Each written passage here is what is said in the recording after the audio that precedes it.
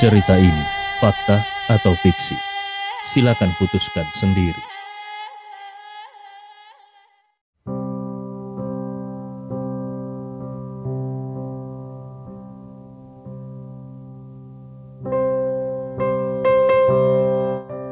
Seluruh orang di aula bank melihat kejadian ini dengan mata terbelalak. Namun Carla sudah tidak peduli lagi dengan rasa malu. Dia berteriak kepada orang-orang, "Tolong, aku dijebak. Kalian harus bersaksi untukku." Semua orang tertegun. Bersaksi? Bersaksi untuk apa? Apakah kami mengenalmu?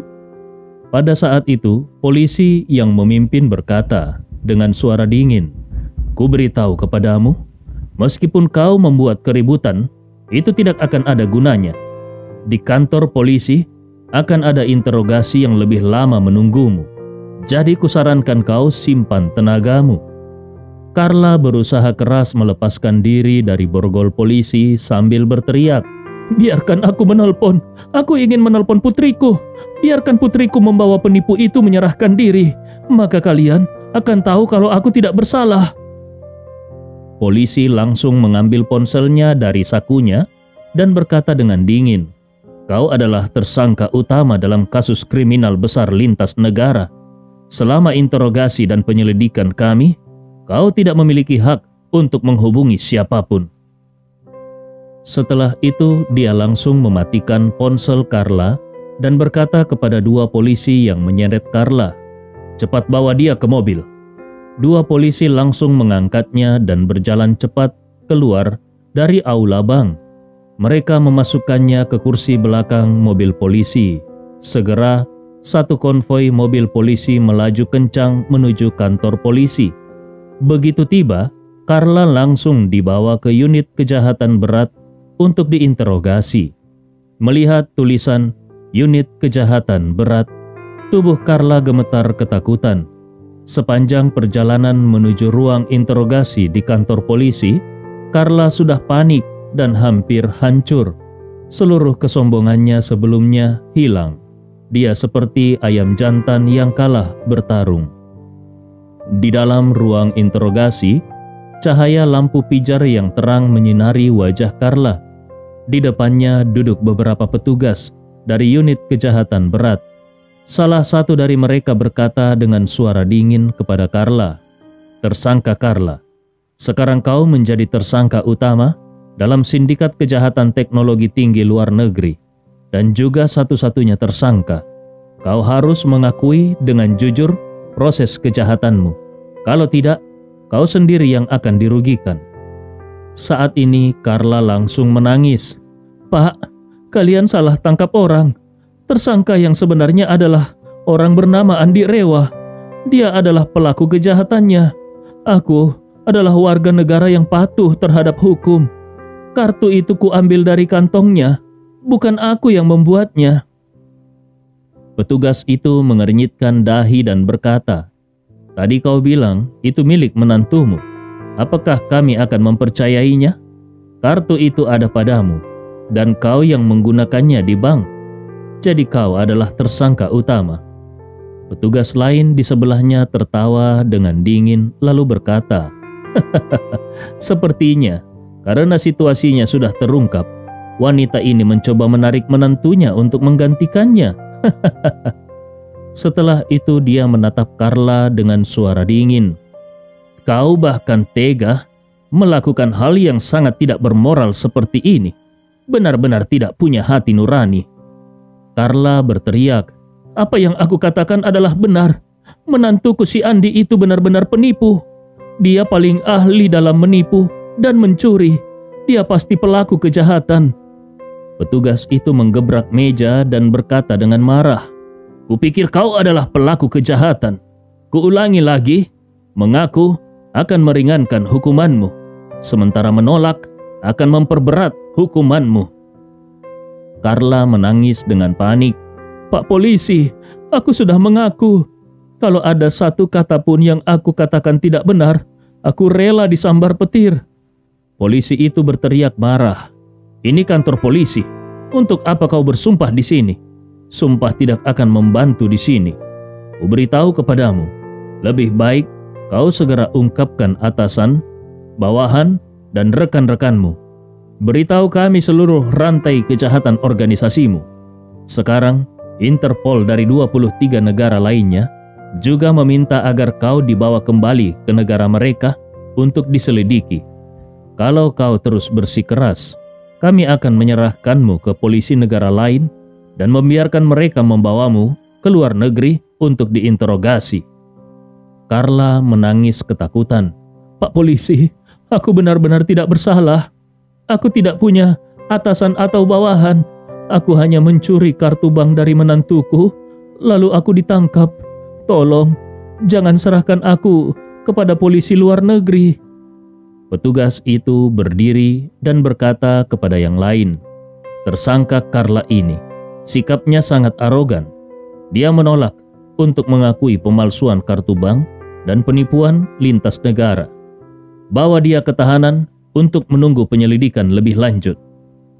Carla ketakutan hingga menangis. Dia langsung tergeletak di lantai dan meraung. Aku tidak mau ke tahanan.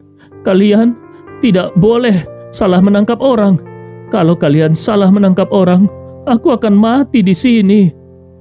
Melihat Carla yang tergeletak di lantai dan menolak untuk bangun, petugas itu berkata dengan dingin, angkat dia dan langsung bawa ke tahanan. Yang lainnya berkata serentak, siap. Orang-orang itu langsung mengangkat Carla. Meskipun Carla menangis dan berteriak, tetap saja dia langsung dibawa ke tahanan kota. Di kota ini ada 3 tempat tahanan yang khusus menahan tahanan administratif, kriminal, serta yang belum diadili atau ditahanan dengan hukuman pendek. Setelah diadili, tahanan dengan hukuman panjang langsung dipindahkan ke penjara untuk menjalani hukuman. Ruangan tahanan dibagi menjadi 3 bagian yang masing-masing memiliki tugas khusus. 1 untuk menahan tersangka laki-laki, 1 untuk tersangka perempuan, dan 1 lagi untuk tahanan anak-anak. Setelah ditangkap sore itu, keluarga Tama dibagi dan dikirim ke 2 tahanan berbeda. Nyonya Tama dan Kasna dikirim ke tahanan perempuan, sedangkan Paul dan Basri dikirim ke tahanan laki-laki. Saat pertama kali masuk sel, Nyonya Tama merasa sangat tidak nyaman. Dia duduk di atas tempat tidur yang sederhana sambil merenungkan semua kejadian yang menimpanya belakangan ini. Belakangan ini merupakan cobaan terberat bagi Nyonya Tama. Seluruh jerih payah seumur hidupnya dan tabungan masa depannya disita oleh pengadilan. Putranya sendiri tidak mengizinkannya tinggal di Villa Desilen dan bahkan melaporkannya hingga dia ditangkap dan dipenjara. Semua ini membuatnya menjadi semakin marah. Sambil duduk bersila di atas tempat tidur sederhana, Nyonya Tama memukul-mukul tempat tidur sambil menangis dengan keras. Apa dosa yang telah aku perbuat? Keluarga kami bangkrut. Putraku juga tidak merawatku, bahkan bekerja sama dengan menantuku untuk mengirimku ke tahanan. Anak tidak berbakti itu, apakah dia ingin aku mati di tahanan? Kasna duduk di sampingnya. Dia juga merasa marah dan sedih. Sambil menangis dia berkata, Nenek, Paman dulu tidak seperti ini. Dia selalu mendengarkan nenek dan tidak pernah berani melawan. Sekarang kenapa dia begitu kejam? Nyonya Tama mendengus dingin dan berkata dengan marah, semua ini karena Carla, wanita jahat itu. Sejak menikah dengan Ridwan, dia tidak pernah punya niat baik. Kalau bukan karena dia yang terus menghalangi, pamanmu pasti sudah mengizinkan kita tinggal di rumahnya sejak dulu. Sambil berbicara, Nyonya Tama kembali merasa sedih. Dia menyeka air matanya dan menangis. Aku benar-benar malang. Nanti kalau aku bertemu dengan kakekmu di atas sana, dia pasti akan sangat sedih melihatku. Kedua nenek dan cucu itu menangis dengan penuh kesedihan. Karena Nyonya Tama sudah sangat tua dan sangat jarang ada orang setua itu masuk tahanan. Akhirnya, para tahanan lain pun datang menghampiri mereka. seorang wanita paruh baya yang tinggi dan kekar, yang sudah 3 bulan berada di sel tersebut dan menjadi pemimpin sel, berjalan mendekat dan bertanya, "Nenek, apakah menantumu begitu jahat sampai membuatmu masuk penjara? Apa yang sebenarnya terjadi?"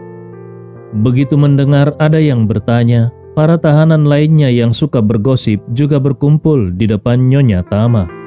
Pada dasarnya mereka adalah sekelompok wanita yang suka bergosip, dan gosip favorit mereka adalah tentang masalah rumah tangga. Jadi mereka segera mendekat dan memasang telinga untuk mendengarkan kisah Nyonya Tama. Nyonya Tama yang pada saat ini penuh dengan amarah yang tertahan, merasa lega karena ada tempat untuk melampiaskan kemarahannya. Mendengar begitu banyak orang yang bertanya, dia menangis dan berseru, "Aku benar-benar malang. Menantuku sangat jahat. Dia terus-menerus menjebak kami dan membuat keluarga kami yang dulu terhormat sekarang menjadi bangkrut dan berhutang. Bahkan rumah kami pun disita oleh pengadilan." Wanita gemuk itu berkata dengan suara dingin, "Bagaimana bisa ada orang sejahat itu?" Nyonya Tama langsung menimpali, "Mereka benar-benar jahat, sampai ke akarnya. Aku dan cucuku diusir oleh pengadilan dan tidak punya tempat tinggal. Sementara mereka membeli villa mewah di Desiland. Kami tidak punya tempat untuk tinggal. Sementara mereka sekeluarga tidur di rumah dengan lebih dari 10 kamar tidur. Padahal jelas-jelas ke-10 kamar tidur itu tidak mereka butuhkan semuanya. Aku berpikir bahwa mereka adalah anak dan menantu kandungku. Maka mereka pasti tidak akan membiarkan aku terlantar. Jadi aku pergi mencari mereka.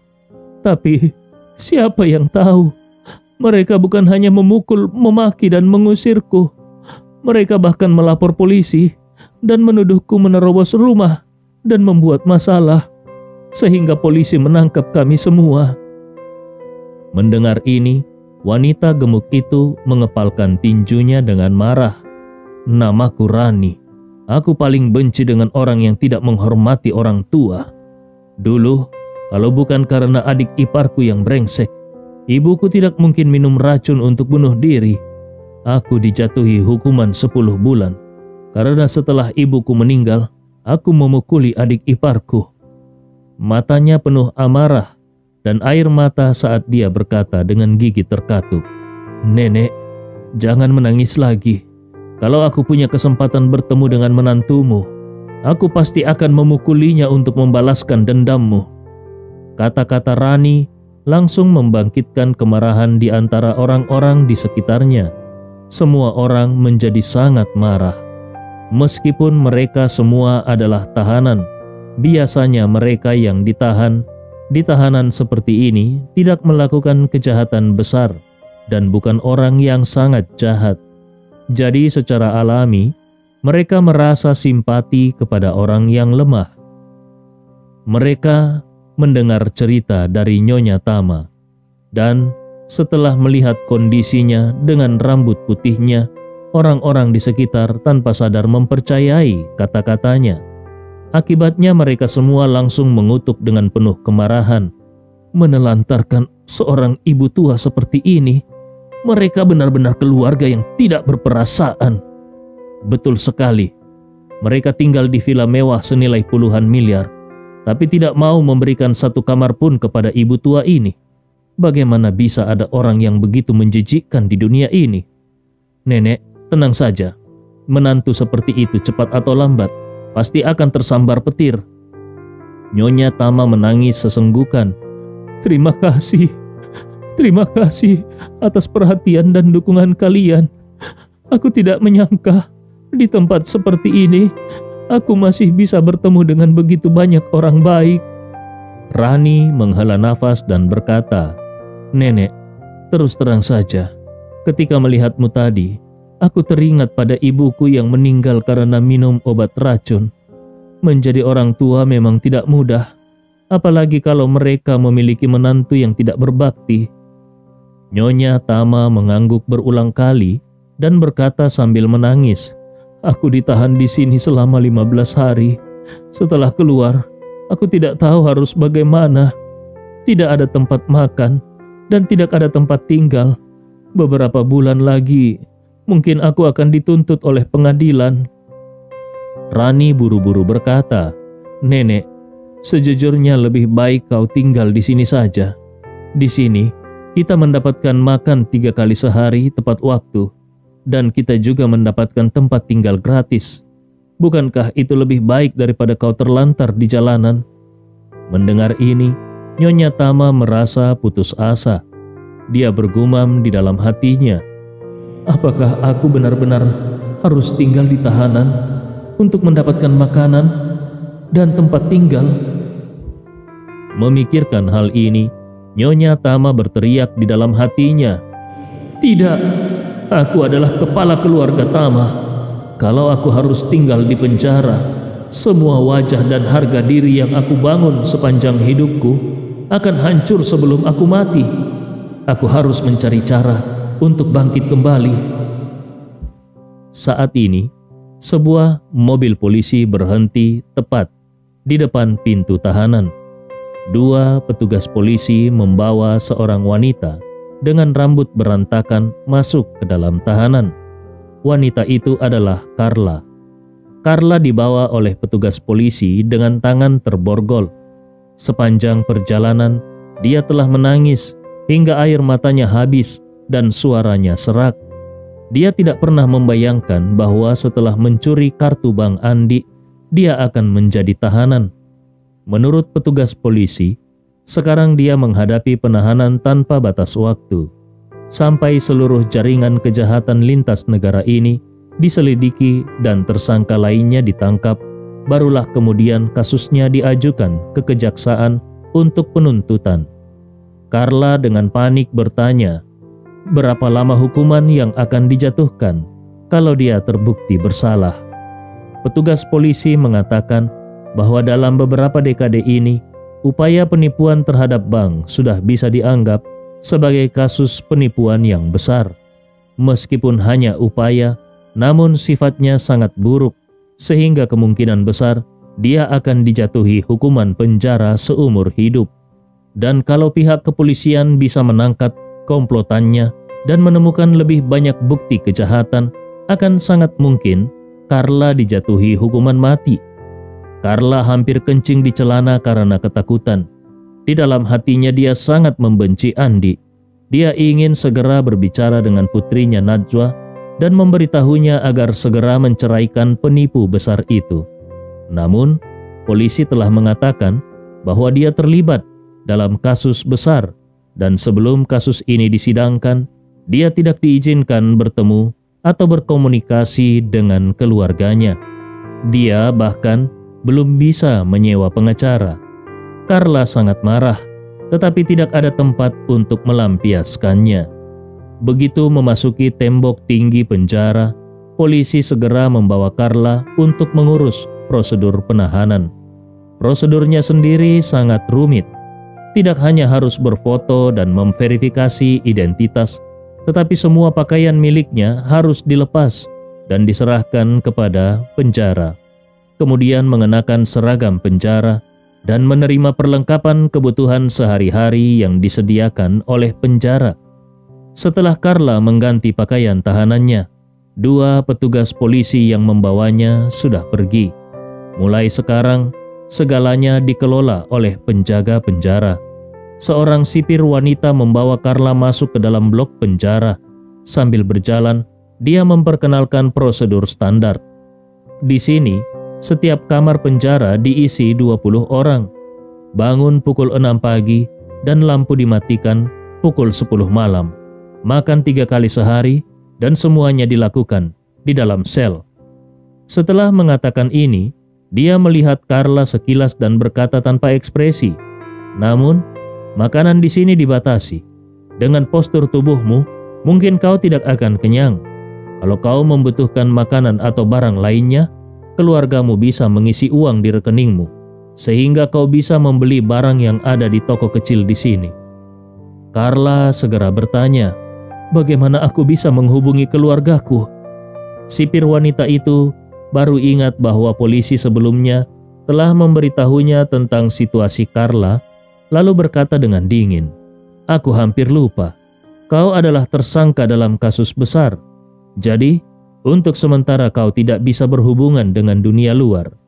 Kalau kau merasa tidak kenyang, anggap saja kau sedang diet." Mendengar ini, Carla merasa putus asa. Saat ini dia tiba-tiba teringat kalau Nyonya Tama dan Kasnah juga ditahan di penjara. Apakah dia akan bertemu dengan mereka di sini? Carla merasa sedikit tegang, namun ketegangannya segera hilang. Tidak masalah kalaupun di sini dia bertemu dengan Nyonya Tama dan Kasnah. Lagi pula Nyonya Tama hanyalah wanita tua yang rapuh. Kalau Nyonya Tama berani melawannya, Carla merasa bisa menghajar Nyonya Tama hingga setengah mati dengan satu tendangan. Adapun mengenai Kasnah, meskipun dia masih muda, dia hanyalah gadis yang lemah. Dia tidak akan bisa melawan Carla dalam perkelahian. 2 tamparan saja sudah cukup untuk mengatasinya. Pada saat ini, sipir wanita itu menunjuk ke sel di depan dan berkata, "Carla, itu adalah sel nomor 025. Mulai sekarang kau akan tinggal di sana." Carla segera mengangguk. Pada saat yang sama, di dalam sel nomor 025 itu, Nyonya Tama baru saja merasa sedikit tenang setelah dihibur oleh para narapidana lainnya. Dia benar-benar tidak menyangka kalau para narapidana di sel ini akan begitu simpatik. Mereka semua datang untuk menghiburnya dan membuatnya merasa jauh lebih nyaman. Kasnah juga merasa jauh lebih baik dibandingkan saat pertama kali masuk penjara. Sebelumnya dia berpikir bahwa penjara-penjara pasti seperti di film-film, penuh dengan penjahat yang suka menindas orang lain. Biasanya, para pendatang baru akan sering diintimidasi dan diperlakukan kasar, bahkan tidak diberi makan. Jadi, dia tidak menyangka kalau ternyata penjara bisa sehangat ini. Pada saat ini, seseorang melihat ke arah pintu dan berseru, "Hei, ada orang baru lagi." Di luar pintu besi, sipir wanita itu membuka sel tempat Nyonya Tama berada, lalu mendorong Carla masuk dan berkata, "Masuk dan introspeksi diri dengan baik." Setelah didorong masuk, pintu sel besi segera dikunci kembali. Carla merasa sedikit gugup melihat narapidana lainnya yang sedang berkumpul di sekitar tempat tidur bagian bawah. Dia bertanya-tanya di dalam hati, apa yang dilakukan para wanita ini? Mendengarkan cerita? Saat ini Nyonya Tama yang dikelilingi oleh orang-orang langsung mengenali Carla dalam sekejap. Dia sangat terkejut hingga tubuhnya bergetar, lalu berteriak dengan marah, "Carla, akhirnya kau mendapatkan balasannya juga."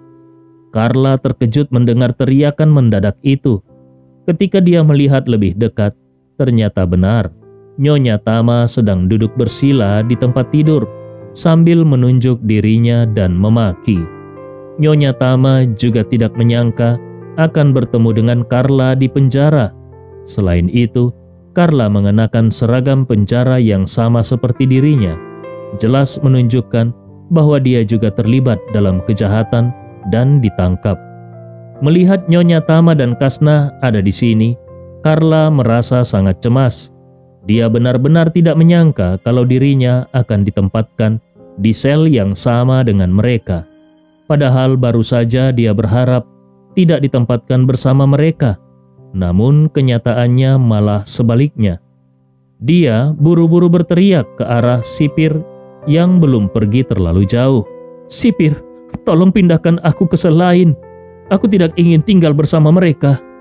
Sipir itu tanpa ekspresi menjawab, "Kau pikir penjara ini milik keluargamu, sehingga kau bisa memesan di mana kau mau tinggal? Kalau kau tidak mau tinggal di penjara, jangan lakukan kejahatan. Kenapa kau tidak berpikir sebelumnya?" Carla buru-buru membela diri. "Aku sudah menjelaskan bahwa semua ini adalah ulah menantuku yang tidak berguna itu. Bukan salahku. Tangkap dia, lepaskan aku, tolonglah." Sipir itu tidak peduli dengan tatapan memohon Carla dan berkata, "Jangan banyak bicara. Dengan kejahatanmu, jangan berharap kau bisa keluar selama hidupmu." Setelah berkata demikian, dia berbalik dan pergi. Carla melihat sosok sipir itu semakin menjauh. Hatinya pun semakin tenggelam. Kasna tersenyum sinis dan berkata, "Carla, kau baru saja pindah ke Villa Desilen dan belum sempat tidur di sana, tapi sudah masuk penjara. Menurut perkataan sipir tadi, kau melakukan kejahatan yang serius." Carla berbalik. Dia mengutuk di dalam hatinya ketika melihat nenek dan cucu ini. Namun dia segera kembali bersikap tenang. Hanya seorang nenek tua dan seorang gadis muda. Apa yang perlu ditakutkan dari mereka? Dengan berpikir demikian, Carla mengejek. "Kenapa? Kalian berdua yang malang ingin menertawakanku? Meski aku masuk penjara, aku tetap memiliki villa di luar. Bagaimana dengan kalian? Kalian masih punya tempat tinggal. Bukannya aku merendahkan kalian, tapi kalian berdua ini keluar pun hanya akan mati kelaparan di jalanan." Nyonya Tama berkata dengan marah, "Carla, kau tahu siapa dirimu? Kau masih berani sombong di penjara?" Carla dengan arogan menjawab, "Ya, memangnya kenapa? Aku sudah sombong sejak lama. Kau tidak terima?" Setelah itu Carla melanjutkan dengan nada sinis, "Setelah kalian keluar, nenek tua sepertimu mungkin tidak akan bertahan 3 hari sebelum mati kelaparan. Tapi Kasna tidak perlu khawatir. Setidaknya dia masih memiliki penampilan yang bisa digunakan untuk mencari nafkah di jalanan." Kasna langsung berseru marah, "Carla, apa yang kau katakan?" Carla mencibir, "Aku bilang kau bisa pergi mencari nafkah di jalanan. Kenapa? Kau tidak terima? Kau sendiri tahu situasimu, bukan? Apa yang perlu aku ingatkan tentang Icang dan Jeffrey?" Nyonya Tama gemetar karena marah. Dengan sengaja dia melirik Rani, kemudian menunjuk Carla dan berkata, "Carla, keberadaanmu yang menjadi menantu keluarga Tama adalah aib bagi keluarga Tama." Begitu kata-kata itu keluar, Rani yang berdiri di samping pun menjadi marah. Dia berdiri dan menunjuk Carla sambil bertanya kepada Nyonya Tama, "Jadi ini menantumu yang tidak berguna itu?" Nyonya Tama melihat tujuannya tercapai. Dia segera menangis dengan keras dan memukul-mukul kakinya sendiri sambil meratap, "Aku benar-benar malang. Keluarga Tama sangat tidak beruntung mendapatkan menantu seperti ini. Bahkan saat mau mati pun, aku masih harus ditunjuk-tunjuk dan dimaki." Tangisan Nyonya Tama membuat Rani tidak bisa lagi menahan diri. Dia teringat saat ibunya meminum pestisida dan dibawa ke rumah sakit untuk diselamatkan. Betapa menyedihkannya pemandangan itu. Saat itu ibunya masih hidup, tapi dokter mengatakan bahwa mereka menelan banyak pestisida. Paru-paru ibunya sudah mengalami fibrosis yang tidak bisa diperbaiki. Pada saat itu, ibunya terbaring di tempat tidur sambil menangis seperti ini, dan setiap kali Rani teringat pemandangan itu, dia tidak bisa menahan diri untuk menangis. Kini, melihat Carla membuat nenek tua ini terpojok seperti ini, bahkan lebih sombong daripada menantu laki-laki ibunya, dia tidak bisa lagi menahan amarah di dalam hatinya. Dia langsung berlari ke arah Carla dengan langkah besar dan berkata dingin, "Dasar manusia kurang ajar, sebelum menikah, apakah orang tuamu tidak mengajarkanmu untuk menghormati mertua?" Carla belum menyadari kalau Rani hendak menyerangnya. Mendengar Rani mengajarkan tentang menghormati mertua, dia langsung mengejek. "Menghormati mertua? Kau bercanda? Kalau mertua seperti ini jatuh pada dirimu, kau mungkin sudah memukulnya sampai mati." Mendengar ini, Rani tidak tahu betapa jahat dan kotornya Nyonya Tama. Hanya merasa sangat membenci Carla. Dia ingin sekali memukuli Carla hingga babak belur. Jadi dia pun berlari cepat ke depan Carla dan langsung meninju hidung Carla dengan keras. Carla berteriak kesakitan. Dia merasa pusing dan jatuh terduduk. Rani yang besar dan kuat langsung duduk di perut Carla. Dengan satu tangan, dia menarik rambut Carla, dan dengan tangan lainnya, dia menampar pipi Carla dengan sekuat tenaga sambil memaki, "Aku akan memukul semua orang yang tidak menghormati mertuanya. Aku akan memukulmu sampai mati." Carla yang dipukuli dengan keras langsung berteriak kesakitan. Tanpa sadar dia berkata, "Siapa kau? Kenapa kau memukulku? Ada masalah apa aku denganmu?" Rani terus saja menampar Carla sambil memaki, "Kau ini tidak tahu malu. Menantu yang menyiksa mertuanya itu harus dipukuli sampai mati. Hari ini aku akan memberikan keadilan kepada mertuamu yang teraniaya." Melihat Carla dipukuli, Nyonya Tama sangat gembira dan segera berkata, "Cepat, bantu aku berdiri." Setelah berkata demikian, dia berusaha berdiri dengan gemetar. Kasna dan seorang wanita lain segera membantunya berdiri dan membawanya mendekati Carla. Dengan wajah bersemangat dan kejam, Nyonya Tama mendekati Carla dan berteriak dengan gembira, "Kau ini bukan manusia, bahkan binatang pun lebih baik daripada kau. Lihatlah, hari ini aku akan memberimu pelajaran." Setelah berkata demikian, dia langsung mengulurkan tangannya dan mencakar wajah Carla hingga meninggalkan beberapa bekas luka berdarah. Carla menangis kesakitan, berteriak, "Tolong, sipir, tolong, ada pembunuhan di sini." Namun saat ini, sipir sudah pergi jauh. Rani menarik banyak rambut Carla, kemudian mencengkram lagi dengan keras, sambil terus menampar wajahnya, sambil tertawa dingin. Sipir baru saja berpatroli. Dalam 1 jam ini, dia tidak akan kembali. Lihatlah, bagaimana aku akan menyiksamu yang tidak tahu menghormati mertuamu. Kasna yang saat ini juga dipenuhi dengan kemarahan, langsung menendang Carla dengan keras, sambil memaki, "Bukankah kau hebat? Bukankah kau sombong karena tinggal di Villa Desilen? Kau tahu tidak, itu adalah villa mantan tunanganku. Kenapa kau yang tinggal di sana dan membuatku jatuh ke jalanan? Aku akan menendangmu sampai mati." Carla memang pernah dipukul beberapa kali sebelumnya, tapi tidak pernah dipukul seburuk ini. Karena masing-masing memiliki dendam pribadi, mereka benar-benar memukulnya tanpa ampun.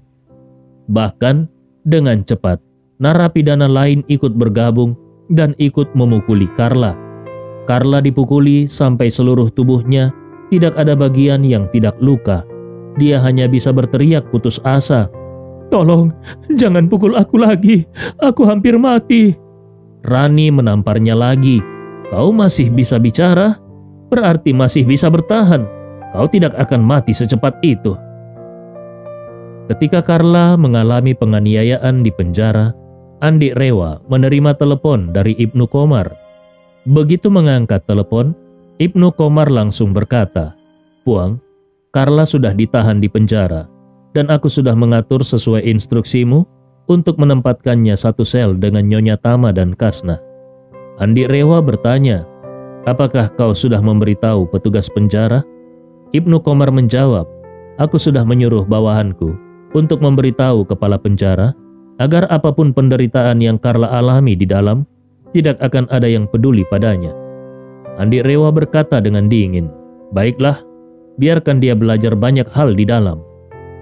Ibnu Komar buru-buru bertanya, "Apakah aku perlu mengatur beberapa orang untuk langsung menghabisinya? Dengan begitu, dia tidak akan pernah bisa mengganggumu lagi."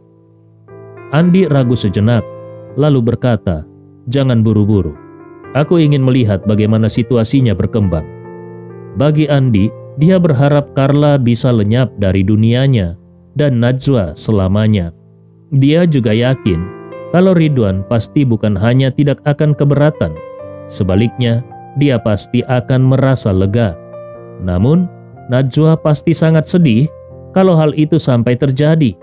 Berdasarkan pemahaman Andi tentangnya, Najwa adalah wanita yang sangat berbakti dan penuh kasih sayang.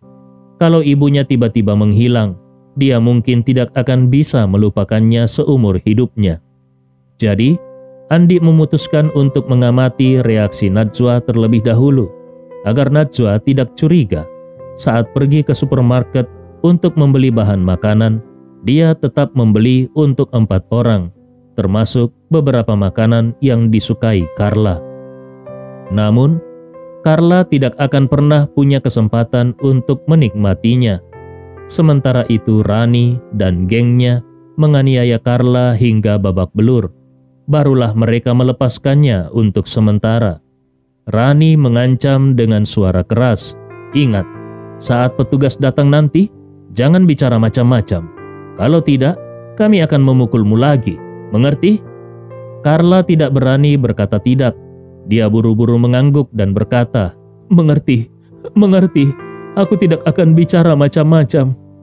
Sebenarnya di dalam hatinya, Carla berpikir bahwa begitu nanti petugas datang, dia akan segera berteriak minta tolong dan melaporkan mereka semua kepada petugas penjara, supaya mereka semua dihukum lebih lama. Dia pernah mendengar kalau tahanan yang berkelahi di penjara akan mendapatkan hukuman tambahan. Saat Andi pulang dan mulai memasak, di penjara sudah waktunya untuk makan malam. Di penjara, semua jadwal sangat disiplin. Makan, tidur, dan bangun semua dilakukan lebih awal. Jadi mereka juga makan malam lebih awal. Saat petugas penjara datang ke sel Carla, Carla baru saja selesai dipukuli. Dia meringkuk di sudut dan bahkan tidak punya tenaga untuk duduk. Seluruh tubuhnya penuh luka dan sangat mengenaskan. Petugas penjara membuka pintu sel dan berkata dengan datar, "Saatnya makan malam. Sel kalian pilih 2 orang untuk mengambil makanan." Begitu kata-kata itu selesai, Carla yang wajahnya penuh dengan luka merangkak mendekati petugas itu sambil menangis dan berteriak, "Petugas, tolong! Mereka memukuliku. Mereka akan membunuhku. Kau harus menghukum mereka." Petugas penjara mengernyit melihatnya, namun dia mengingat instruksi dan langsung mengabaikannya, lalu berkata kepada Rani dan yang lainnya, "Kalian pilih 2 orang untuk mengambil makanan." Awalnya Rani khawatir saat Carla melapor. Dia takut akan dihukum, tapi ternyata petugas penjara sama sekali tidak peduli. Dia pun merasa lega, lalu segera memerintahkan kepada 2 wanita di sampingnya, "Kalian berdua, pergi ambil makanan dengan petugas." Kedua wanita itu segera berdiri dan mendekati petugas penjara. Petugas itu lalu berkata, "Ikuti aku." Saat berkata begitu, Carla memegang kaki petugas sambil menangis dan berkata, "Tolong pindahkan aku ke sel lain. Kalau tidak, mereka akan membunuhku." Petugas penjara mundur selangkah. Dia menarik kakinya dan berkata kepada 2 orang yang bersiap untuk mengambil makanan, "Cepat sedikit, ayo kita pergi." Kedua orang itu segera mendekat. Mereka mengikuti petugas penjara keluar dari pintu. Carla merasa sangat putus asa. Begitu petugas penjara menutup pintu besi, Rani berjalan mendekati Carla dengan wajah gelap sambil menggertakkan giginya. "Wah, kau cukup berani ya untuk melaporkanku." Carla sangat ketakutan dan berkata, Maaf, aku hanya hilaf. Tolong maafkan aku kali ini." Rani mengayunkan lengannya dan berkata, "Memaafkanmu?" Dia menampar Carla hingga membuat Carla merasa pusing seketika. Nyonya Tama juga mendekat. Dia menggigit giginya, lalu menginjak jari-jari Carla sambil mengumpat, "Dasar tidak tahu diri. Sepertinya kau masih kurang dipukuli ya. Tunggu saja. Aku masih akan berada di sini selama 15 hari lagi. Dan dalam 15 hari ini, kau akan sangat menderita." Rani segera berkata, "Nenek, kita susah payah bisa satu sel dengan si brengsek yang tidak tahu berterima kasih ini. Kalau aku jadi kau, setelah 15 hari, aku pasti tidak rela pergi. Aku ingin memukulnya 5 atau 6 kali sehari untuk melampiaskan dendamku." Nyonya Tama mengangguk berulang kali dan berkata, "Kalau bisa memukulnya setiap hari, sebenarnya aku juga tidak rela pergi." Carla benar-benar putus asa dan berkata, "Bu, tolong maafkan aku.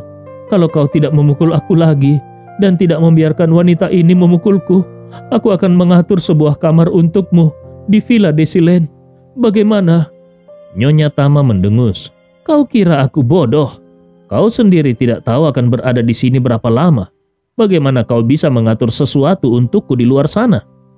Carla berkata, "Ketika kau keluar nanti, aku akan menulis surat untukmu. Kau bawa surat itu kepada Najwa. Saat itu Najwa pasti akan mengerti dan dia pasti akan mengizinkanmu untuk tinggal di sana." Nyonya Tama mengerutkan keningnya dan bertanya, "Benarkah?" Carla mengangguk terus-menerus. "Benar, benar." Kemudian dia menangis. Dia berkata, "Kau pasti tahu bagaimana sifat Najwa. Dia sangat berbakti.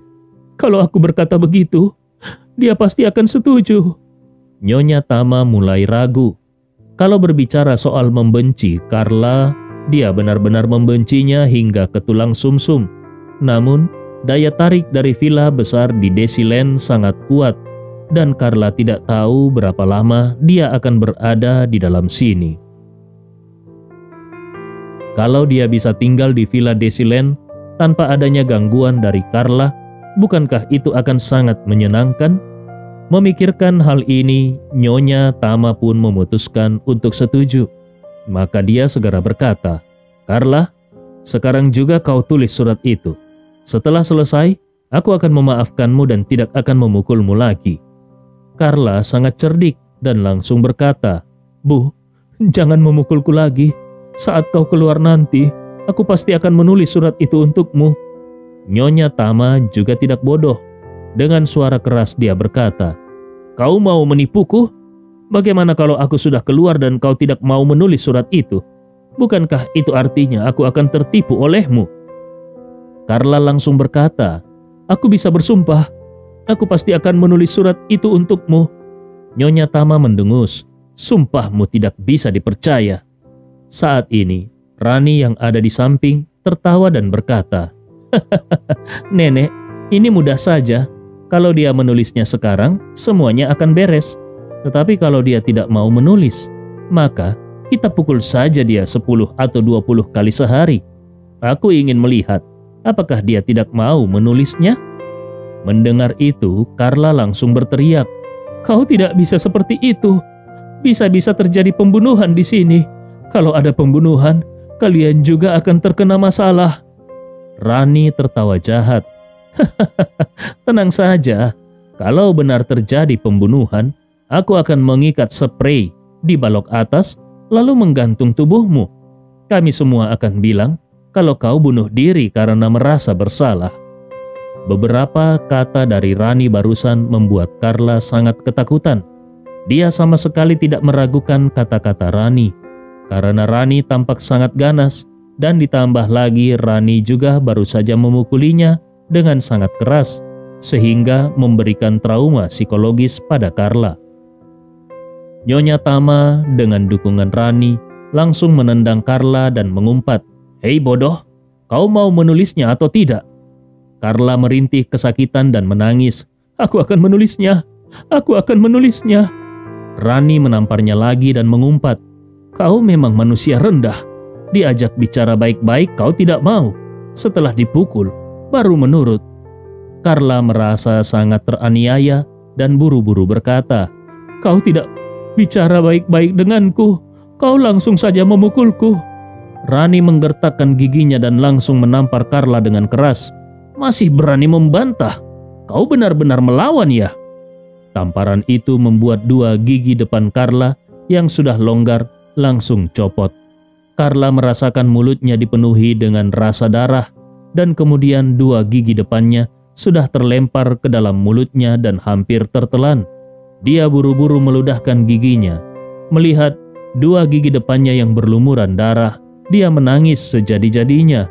"Lebih baik kalian membunuhku. Aku tidak ingin hidup lagi." Rani menamparnya lagi beberapa kali dan mengumpat, "Berisik sekali. Di seluruh penjara, hanya suaramu yang paling keras."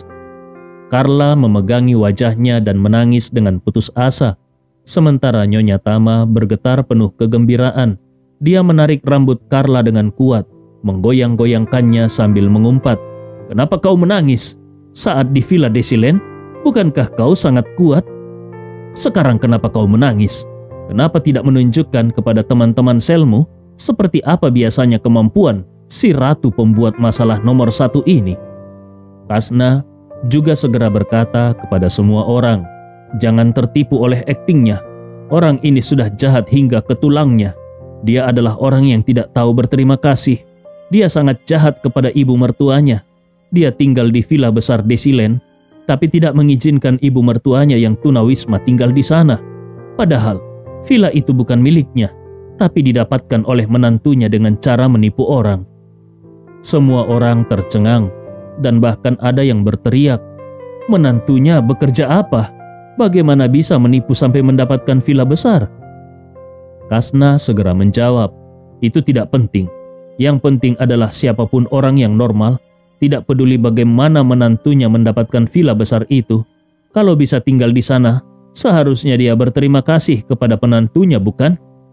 Tapi dia tidak. Setiap hari dia memaki menantunya, dan setiap hari memprovokasi putrinya untuk bercerai dengan menantunya. Bukankah memukuli wanita yang tidak tahu berterima kasih seperti ini bisa dikatakan menjalankan keadilan?" Semua orang mengangguk setuju. Bagaimanapun, setelah mendengar cerita ini, mereka semua merasa kalau Carla memang sangat jahat.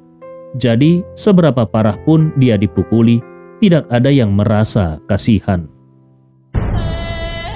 Cerita ini fakta atau fiksi? Silakan putuskan sendiri.